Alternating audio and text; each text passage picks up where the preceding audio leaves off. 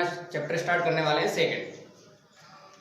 Second जो unit है आपकी नेम इसका पॉलीनोमियल। ठीक है, क्योंकि मैंने पहले ही बोला है चैप्टर स्टार्ट करने से पहले जो भी चैप्टर का नाम है पहले उसको समझना होता है। जैसे फर्स्ट था आपका रियल नंबर, तो रियल नंबर का हमने पूरा इंट्रोडक्शन देखा था, रियल नंबर के सारे पार्ट्स, फिर उसको डिवाइड कर करके पूरा कंप्लीट किया था। ठीक है, उसी प्रकार से एक्सरसाइज 2.1, 2.2 और 2.3 यही पेपर के लिए इंपॉर्टेंट है, 2.4 आता नहीं है उसमें। ठीक है, चलिए देखिए, तो पहले इसका इंट्रोडक्शन देखते हैं।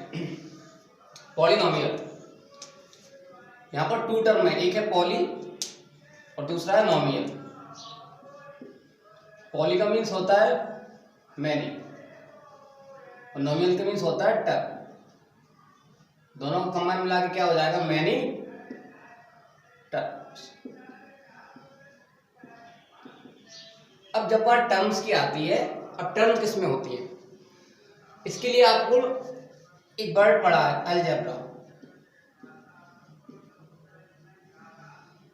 अलजेब्रा जब हम पढ़ते हैं तो वहां पर जब पढ़ते हैं मोनोमियल, बायनोमियल, ट्राइनोमियल और फिर पॉलिनोमियल, किसके अकॉर्डिंग होता है, वहां पर टर्म के अकॉर्डिंग। अब यहां भी क्या दी गई है, टर्म। पहले टर्म को समझो, टर्म कैसे कैसे हो सकता है। वन टर्म होता है तो उसको क्या कहते हैं, मोनोमियल, मोनोमियल। टू टर्म होता है तो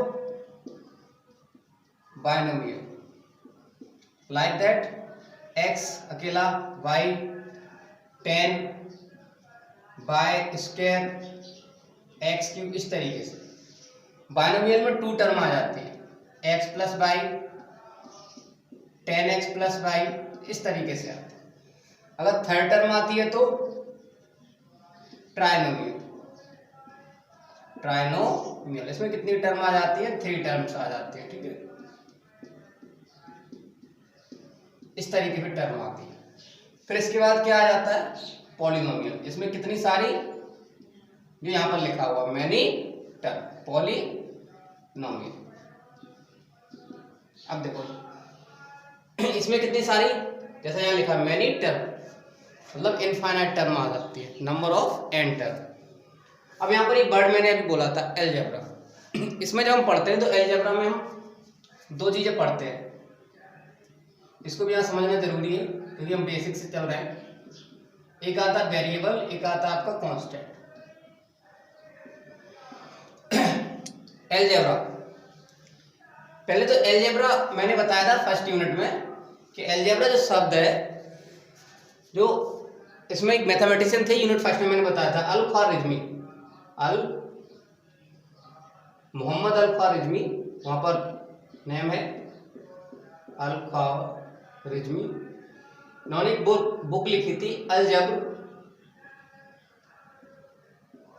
और अल-मुकाबला, एक ही बुक है मुकाबला।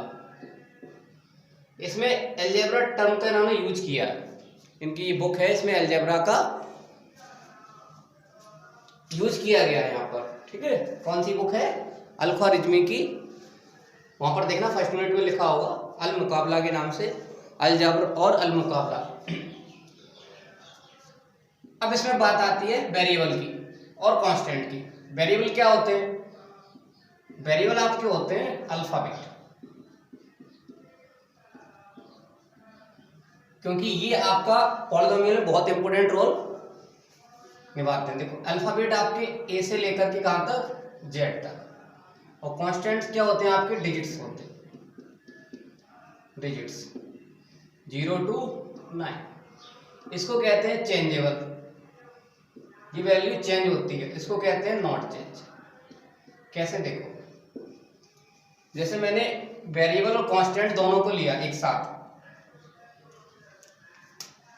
एक पार्ट मैंने ले लिया 2x, तो यहां पर 2 क्या हो गया, ये कांस्टेंट, x क्या होगा यहाँ पर वेरिएबल।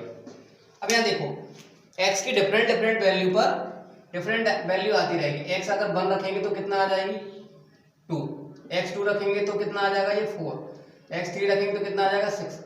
मीन्स x की वैल्यू चेंज करते जाएंगे, y की वैल्यू मिलती जाएगी या डिफरेंट वैल्यू मिलती जाएंगी। तो ये वाला नंबर उसी पोजीशन पे रहेगा 2, और यहाँ पर हम वैल्यू रखते जाएंगे 2 इंटू 2 इंटू 2 इंटू 3, तो इस तरीके से वैल्यू आती है। यहाँ 2 आ जाएगा, 4 आ जाएगा, 3 6 आ जाएगा। तो इस तरीके से 2 4 6 से वैल्यू डिफरेंट डिफरेंट हमें मिलेंगी।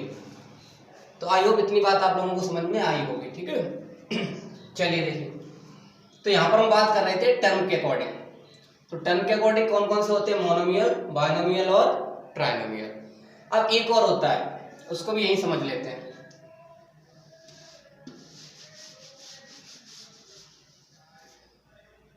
जब हम अलजेब्रा की बात करते हैं तो इसमें टर्म में आता है डिग्री के अकॉर्डिंग। तो आप ये वाला तो हमने पढ़ ही लिया था, टर्म के अकॉर्डिंग, डिग्री के अकॉर्डिंग, जो आपके सिलेबस में दिया हुआ है। डिग्री के अकॉर्डिंग क्या होता है? लीनियर पॉलिनोमियल, लीनियर पॉलिनोमियल, ठीक है। फिर उसके बाद क्वाड्रेटिक पॉलिनोमियल, जो हम क्लास 9th में पढ़ के आए हैं वो लीनियर पॉलिनोमियल। जो अभी यहाँ बात चल रही है वो क्वाड्रेटिक पॉलिनोमियल। एक और आपका होता है क्यूबिक पॉलिनोमियल, ठीक है। फिर बायो क्वाड्रेटिक पॉलिनोमियल और क्वांटिक पॉलिनोमियल, इस तरीके से बढ़ते जाते हैं। अब देखो लीनियर पॉलिनोमियल में क्या होता है? 1 वेरिएबल ही होगा और यहाँ पर x की पावर कितनी होगी? 1। तो यहाँ लिख लेना पावर इसकी कितनी हो जाती है? पावर यहाँ होती है लीनियर पॉलिनोमियल की 1। क्वाड्रेटिक पॉलिनोमियल क्या होता है? ax स्क्वायर bx c, इसकी पावर कितनी होती है? 2, मतलब इसकी डिग्री कितनी होती है? 2। Cubic polynomial ax cube bx square cx d, इसकी पावर कितनी हो जाती है?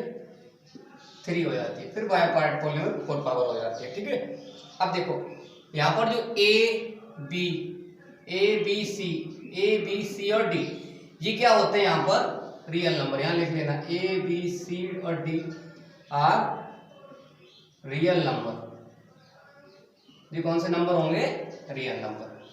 दूसरी चीज, x की जो पावर आएगी, यहाँ पर जो भी x की पावर रहेंगी वो ऑलवेज होल नंबर में रहेगी। Power of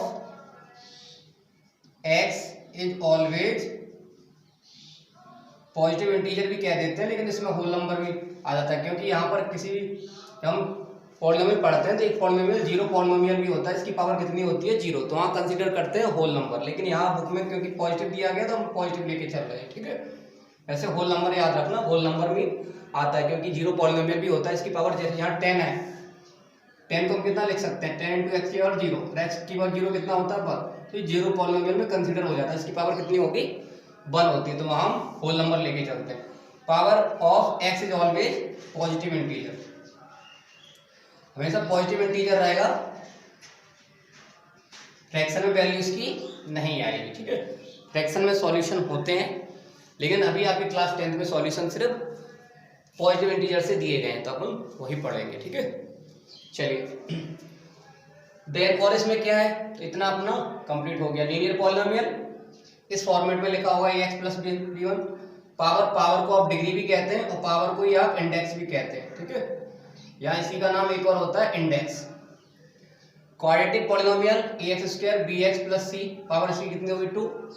cubic polynomial ax cube bx square cx plus d, power कितनी होगी? 3। a b c d, यहाँ पर a b ये क्या होंगे? आपके रियल नंबर होंगे, ठीक है। यही कांस्टेंट पार्ट होता है। चलिए इतनी बात कंप्लीट होती है, इसके आगे चलिए।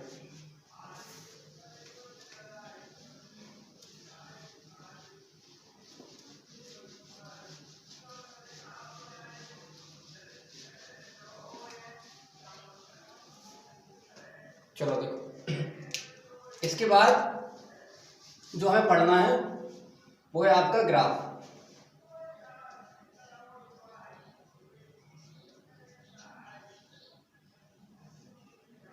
पहले इसका ग्राफ समझते हैं, ठीक है, देन उसके बाद हम उसका फिर से फॉर्मेट लिखा देंगे।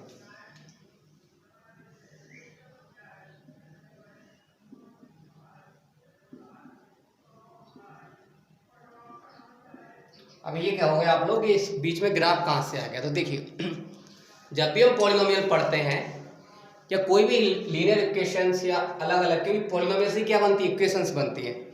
और ये सारी किसके लिए यूज करते हैं हम? कैलकुलस के लिए, ठीक है।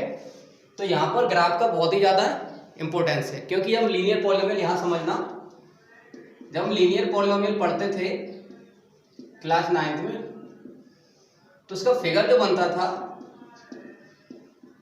कैसा बनेगा? स्ट्रेट फिगर बनता था, स्ट्रेट फिगर आएगा।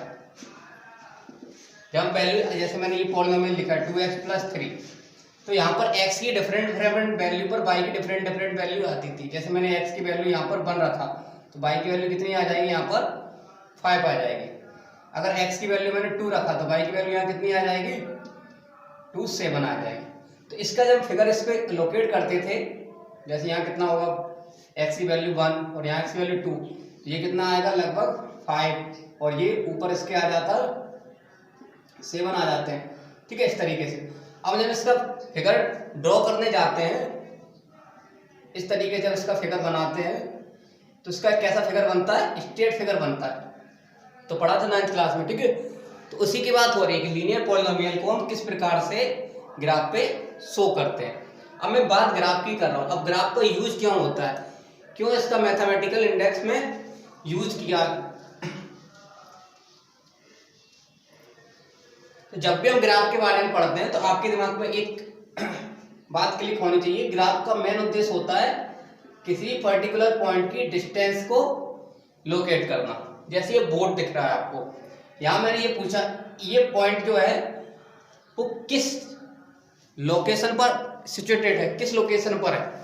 तो इसकी कोई अभी डायरेक्शन मालूम नहीं है, लेकिन मैथमेटिक्स में इसको किस प्रकार से कंसीडर किया गया है। तो मैथमेटिक्स में इस प्रकार से ऐसा फिगर बनाते हैं कि बीच में आपका एक ओरिजिन लेंगे और इसको इक्वल्स पार्ट में डिवाइड कर देते हैं।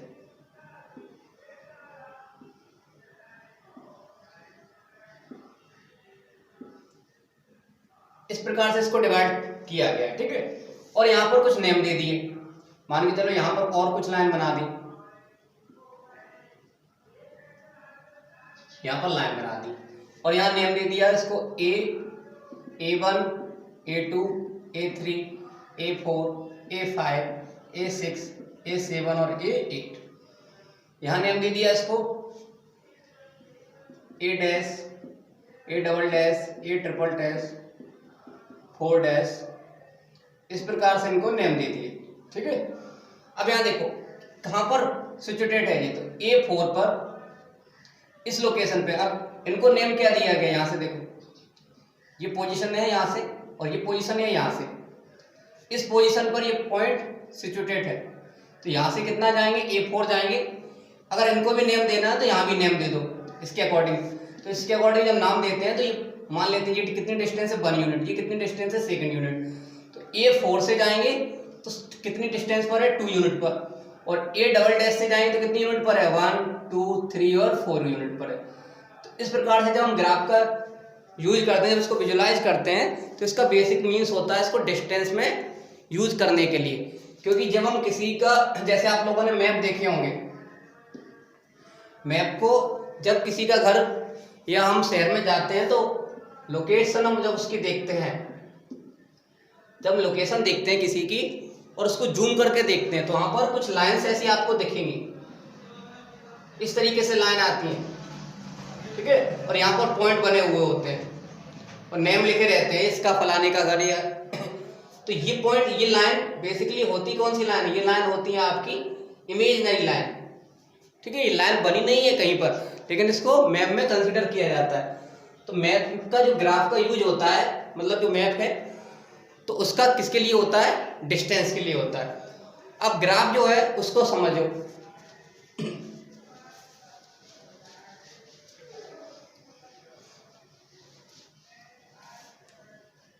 चलो देखो,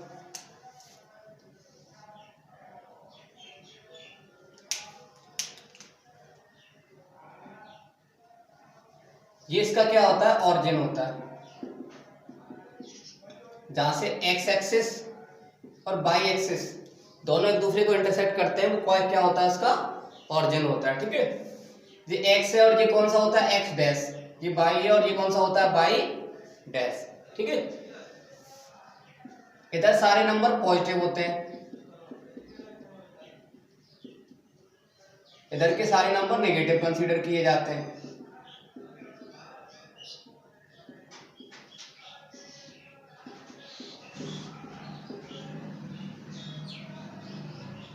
नीचे वाले भी नेगेटिव।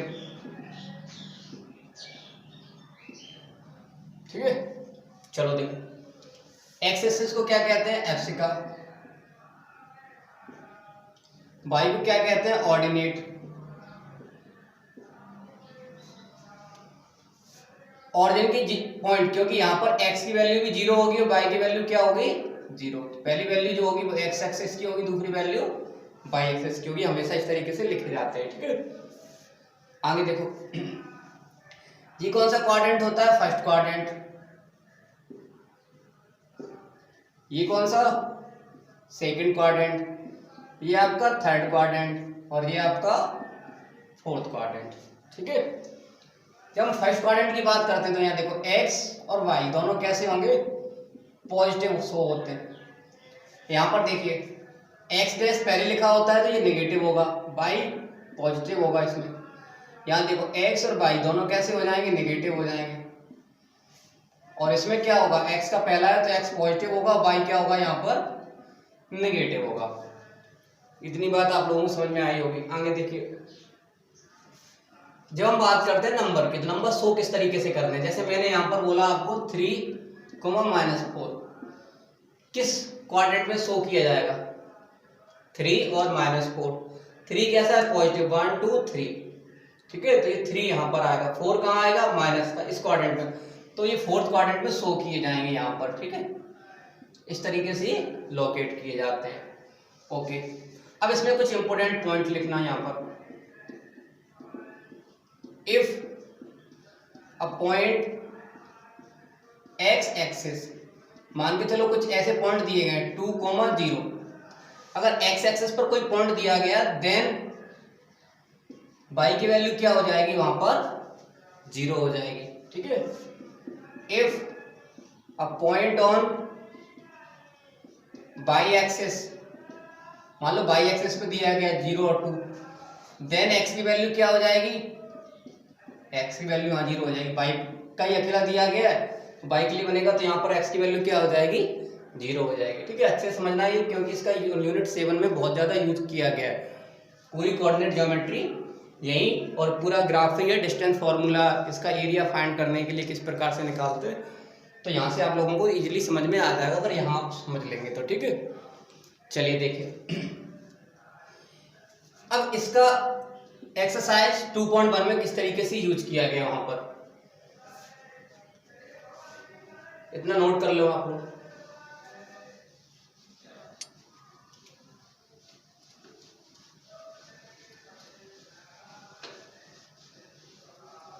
देखिए, अगर कोई पॉलिनोमियल इस फॉर्मेट में लिखा है y = px, ठीक है, तो इसका मतलब क्या होगा, तो जीरोस होंगे, जीरोस मीन्स इसके फैक्टर्स होंगे, जो भी नंबर्स निकल के आएंगे। ये तो आप लोगों ने निकाले होंगे और निकालना आता होगा, मैं एक निकाल के बता रहा हूँ। देखो इस तरीके से कोई पॉलिनोमियल लिखा है y = x² 6x और प्लस कितना, मान लिया मैंने 5 लिखा हुआ है यहाँ पर। ठीक है, तो इसके आपको जीरोस निकालने हैं। इसके कितने पहले तो इसके फैक्टर्स कितने आएंगे, फैक्टर्स के देखो, फर्स्ट और लास्ट का मल्टीप्लाई करेंगे कितना होगा, x² 5 का 5x², बीच वाले को क्या कर देते हैं, ब्रेक करते हैं। ठीक है, ऐसे कौन कौन से नंबर होंगे जिनको प्लस माइनस करने पर 6 आए, मल्टीप्लाई करने पर 5x² आ जाए, मतलब फर्स्ट का और लास्ट का मल्टीप्लाई करने पर कितना आ रहा है, 5x², और बीच के नंबर को आपको ब्रेक करना होता है। 6x कितना होगा, 5x प्लस है 5x, x कितना हो जाएगा आपका 6x, और 5x का x से मल्टीप्लाई करेंगे 5x² प्लस यहाँ कितना आएगा 5x। अब इनमें से कॉमन देखिए, यहाँ से x है और यहाँ से x, यहाँ से कितना आएगा कॉमन 5, इन दोनों में से कुछ नहीं है तो 1 ले लेते हैं, तो x+5 यहाँ से आ जाएगा। तो इसके दो फैक्टर आ गए आपके, x+5 और x+1। तो यहाँ से हम क्या लिख सकते हैं, y इक्वल x+5 और x+1। अब जब इसके जीरोस निकालते हैं तो इन दोनों इक्वेशन को जीरो के इक्वल पुट कर देते हैं। तो एक आ जाता है x इक्वल -5, दूसरा आ जाएगा x+1 इक्वल टू 0, एक आ जाएगा -1। ठीक है, तो जब हम ग्राफ में अभी देखेंगे तो ग्राफ में जो भी वैल्यू x एक्सिस पर डिनोट होंगे सिर्फ हम उनके जीरो निकालेंगे। अगर यही इस तरीके से लिखा हुआ है x इक्वल py, तो y एक्सिस के जीरो कंसीडर करेंगे। ठीक है, चलिए अब हम देखते हैं इसके क्वेश्चंस। पहले इसके एग्जांपल देखो, एग्जांपल 2.1 के निकालिए।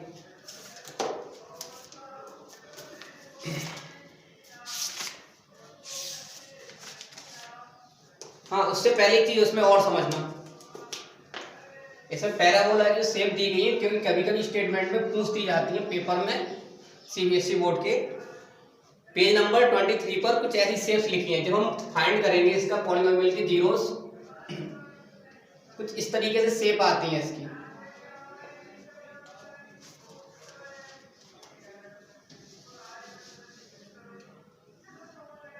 अगर हम जीरो लोकेट करेंगे और इस तरीके से शेप आएंगी या इस तरीके से शेप आए कोई, इस शेप को कहते हैं पैराबोला। पैराबोला। अगर ऊपर की तरफ है तो उसको बोलते हैं अपवर्ड पैराबोला। जब हम सवाल करेंगे तब आपको समझ में आएंगे, क्योंकि यहाँ पॉइंट लोकेट किए गए हैं और यहाँ पर भी पॉइंट है, तो इस तरीके से हम इसकी शेप बनाते हैं। और इसको कहते हैं डाउनवर्ड पैराबोला। ये डिपेंड करेगा कौन सी कंडीशन बनेगी, डाउनवर्ड बनेगी या अपवर्ड बनेगी। ठीक है, यहाँ पर दिए गए, हम सवाल करेंगे फिर इसको कंसीडर करेंगे इसमें। ठीक है, तो सबसे पहले भी एग्जांपल निकालिए आप लोग।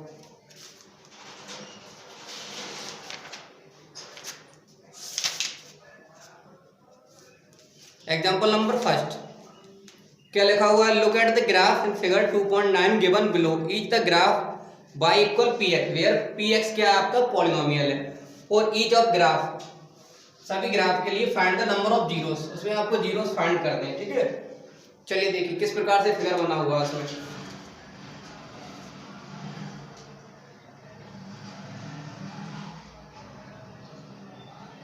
कुछ इस प्रकार का फिगर आपका बना हुआ है इसमें। ठीक है, अब देखो ये आपका क्या है, x डैश y और y डैश। ठीक है, तो यहाँ देखो नंबर ऑफ, यहाँ क्या लिखा है y इक्वल px, मीन्स आपको x एक्सिस के जीरोस काउंट करने हैं। तो ये कितना, ये यहाँ है और ये यहाँ है, तो इसमें कितने जीरोस आ जाएंगे, नंबर ऑफ जीरोस, ये वाला कंसीडर होगा नहीं, ये वाला नहीं होगा। ठीक है, ये x एक्सिस पर ये अकेला, ये किस पर है, y के लिए, ये वाला कंसीडर नहीं होगा, ओनली ये कंसीडर होगा। तो इसके कितने जीरोस हो जाएंगे, 1 0। तो x एक्सिस का लिया जाएगा क्योंकि यहाँ x का बोला गया, y का नहीं बोला गया। सेकंड वाला देखिए, सेकंड कैसा बना हुआ है, ये डाउनवर्ड पैराबोला के शेप में बना हुआ है। ठीक है, ये सेकंड है आपका, ये फर्स्ट था। सेकंड है, यहाँ देखो 1 1 और ये 2, तो इसके कितने होंगे 2, ये वाला कंसीडर नहीं होगा, यहाँ बना हुआ है लेकिन ये कंसीडर नहीं होगा क्योंकि ये y एक्सिस पर है और ये y डैश के, ये दोनों कंसीडर नहीं होंगे। तो इसके कितने जीरोस हो जाएंगे, 2 जीरोस। ठीक है, थर्ड वाला देखिए, थर्ड वाला क्या है,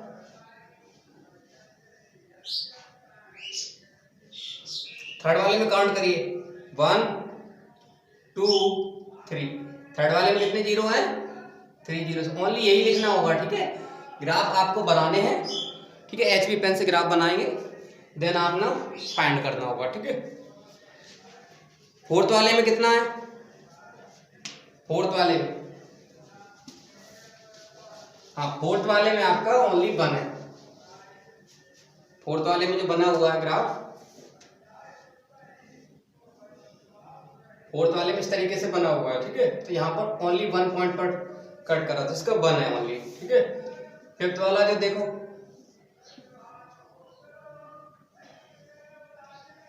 फिफ्थ वाले में कितना किया गया, ओनली 1 पॉइंट पर किया गया, ठीक है। फिफ्थ वाले में कितना है 1। सिक्स वाले में देखिए,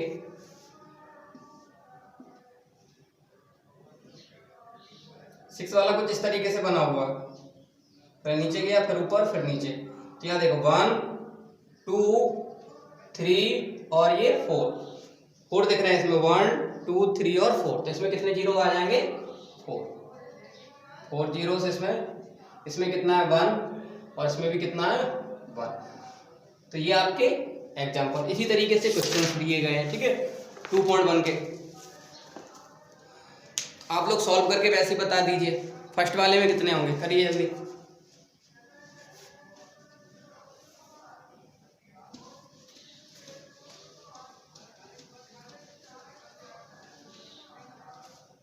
क्या लिखा हुआ क्वेश्चन में, exercise 2.1, the graph of y equal px, वही लिखा हुआ 2.10, सम पॉलिनोमियल दिए गए हैं ग्राफ के फॉर्म में।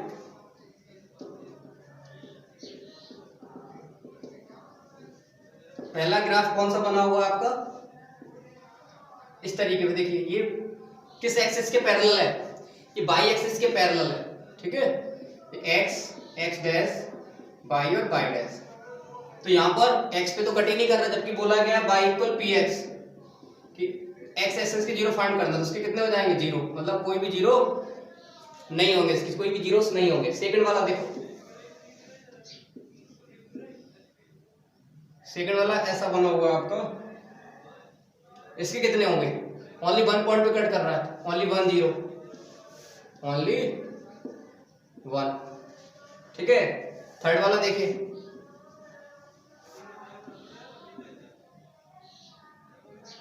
थर्ड वाला ऐसा बना हुआ आपका, इसमें कितने जीरो कंप्यूटर हो रहे हैं, 1 2 3, एक्स डैश लिखते चलना साथ साथ में, ठीक है, by dash x dash by और बाई, इसमें कितने होंगे 3 जीरोस। अब तो आप लोगों को समझ में आ गया होगा। फोर्थ वाले में देखिए कितने जीरोस हैं, 2 पॉइंट पे उसको कट कर रहा है। फोर्थ वाले में देखो यहाँ पर इस तरीके से 2 पे कट कर रहा है फोर्थ वाले में, ठीक है।